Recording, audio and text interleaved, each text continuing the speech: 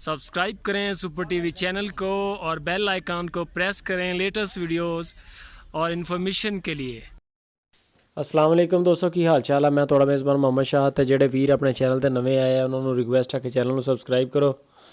तो दोस्तों आ एक गां लैके आए हैं फ्रीजन, माशाल्लाह इहदा चड्डा चेक करो। इनू तीसरा सूआ दोस्तों ते इहदा माशाल्लाह लेवा देखो हुण बनी है गां।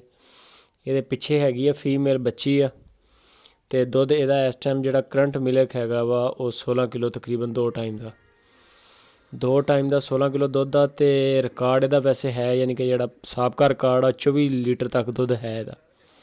ਇਹ ਇਹਦੀ ਬੱਚੀ ਆ ਗਈ ਆ, ਇਹਨੂੰ ਚੈੱਕ ਕਰ ਸਕਦੇ ਹੋ ਮਾਸ਼ਾਅੱਲਾ।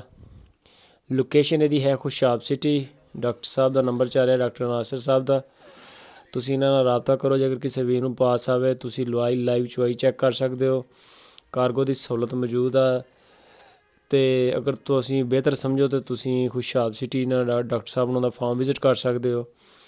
ਇਹ ਮਾਸ਼ਾਅੱਲਾ ਤੋਰ ਕੇ ਤੁਹਾਨੂੰ ਦਿਖਾਤੀ, ਬਿਲਕੁਲ ਚੱਡਾ ਛੱਡਾ ਬਿਲਕੁਲ ਹਰ ਚੀਜ਼ ਓਕੇ ਆ। ਪਿੱਛੇ ਦੇ ਫੀਮੇਲ ਹੈ ਤੇ ਇਹ ਦੇਖ ਸਕਦੇ ਹੋ ਮਾਸ਼ਾਅੱਲਾ।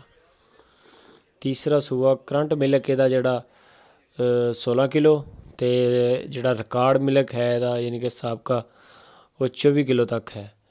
ਜੇਕਰ ਕਿਸੇ ਭਰਾ ਨੂੰ ਪਾਸ ਆ ਜਾਵੇ ਤੇ ਮੁਨਾਸਬ ਪੈਸਿਆਂ 'ਚ ਕੀਮਤ ਵੀ ਤੁਹਾਨੂੰ ਇਹਦੀ ਦੱਸ ਦਿੰਦੇ ਹਾਂ। ਥੋੜ੍ਹੀ ਪੈਸੇ ਨੇ, ਜ਼ਿਆਦਾ ਪੈਸੇ ਨਹੀਂ। ਜਿਸ ਤਰ੍ਹਾਂ ਫਰੀਜ਼ਨਾਂ ਦੇ ਲੋਕ ਮੰਗਦੇ ਆ, ਮੰਡੀਆਂ ਦੇ ਵਿੱਚ ਵੀ ਪੈਸੇ ਬਹੁਤ ਜ਼ਿਆਦਾ ਮੰਗਣ ਡਏ ਹੁੰਦੇ ਆ। ਤੇ ਜੇ ਕਿਸੇ ਫਾਰਮ ਦੇ ਵਿੱਚੋਂ ਮਾਲ ਖੜਾ ਲੱਭ ਜਾਵੇ ਫਰੀਜ਼ਨਾਂ ਦਾ, ਉਹ ਤਾਂ ਬਹੁਤ ਜ਼ਿਆਦਾ ਪੈਸੇ ਮੰਗਦੇ ਆ। ਤੇ ਇਹ ਤੁਸੀਂ ਹੁਣ ਇਹਦੀ ਚਾਲ ਢਾਲ ਚੈੱਕ ਕਰੋ। ਮੁਨਾਸਬ ਪੈਸੇ ਆ, 1,80,000 ਰੁਪਇਆ ਕੀਮਤ ਆ ਇਹਦੀ। ਪਿੱਛੇ ਇਹਦੇ ਫੀਮੇਲ ਬੱਚੀ ਆ ਤੇ ਕਾਰਗੋ ਦੀ ਵੀ ਸਹੂਲਤ ਮੌਜੂਦ ਆ। ਜੇਕਰ ਕਿਸੇ ਭਰਾ ਨੂੰ ਚਾਹੀਦੀ ਹੋਵੇ ਪਾਸ ਆ ਜਾਏ ਤੁਸੀਂ ਡਾਕਟਰ ਸਾਹਿਬ ਨਾਲ ਰਾਬਤਾ ਕਰੋ। ਮਜ਼ੀਦ ਇਹਦੀਆਂ ਤਸਵੀਰਾਂ ਵੀਡੀਓਜ਼ ਤੁਹਾਨੂੰ ਵਟਸਐਪ ਕਰਨਗੇ। ਡਾਕਟਰ ਸਾਹਿਬ ਦਾ ਨੰਬਰ ਉੱਪਰ ਚੱਲ ਰਿਹਾ। ਇਹ ਬੱਚੀ ਹੈ ਮਾਸ਼ਾਅੱਲਾ, ਬੱਚੀ ਵੀ ਬਿਲਕੁਲ ਮਾਗਰੀ ਆ, ਚੈੱਕ ਕਰ ਸਕਦੇ ਹੋ। ਐਕਟਿਵ, ਫੁੱਲ ਐਕਟਿਵ ਬੱਚੀ ਵੀ, ਮਾਂ ਵੀ ਬਿਲकुल ਯੈਸ ਨੇ ਮਾਸ਼ਾਅੱਲਾ।